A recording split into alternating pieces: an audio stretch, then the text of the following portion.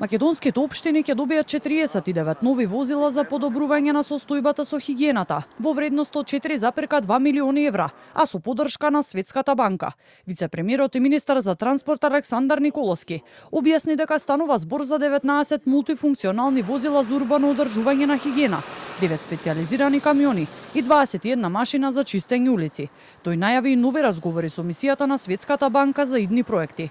Од овие возила, околу 40 ќе бидат наменети за градот Скопје, а како што посочи градоначалникот Орце Ѓоргиевски, градот дополнително ќе обезбеди уште 4 нови возила, како и 2 претоварни станици кои ќе бидат поставени во Ѓорче Петров и Газибаба, со што очекува значително подобрување на ефикасноста во транспортот и собирањето на отпадот.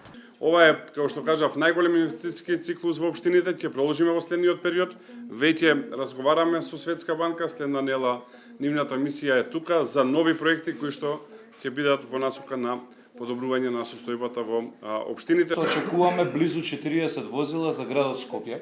Од оваа набавка, кога влеговме во градот Скопје, пред само 6 месеци затекнавме состојба на 16 возила. Во моментов има од 50 до 60 возила на дневна основа кои што се занимаваат со одлагање на смет.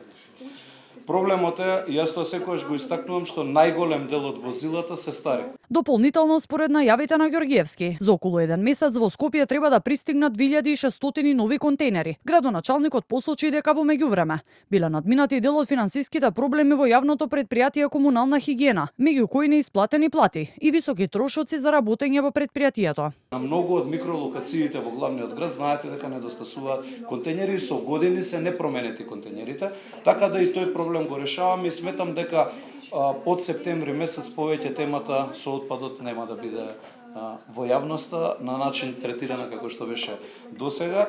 Николовски каже дека во рамки на проектот за локални патишта, а со поддршка од Светската банка и ЗЕЛС, од јуни 2024 до 2026 година се склучени договори во вредност од 25,3 милиони евра, при што се реконструирани 96 улици во 72 општини низ државата, а во тек е реконструкција на уште 31 километар патишта.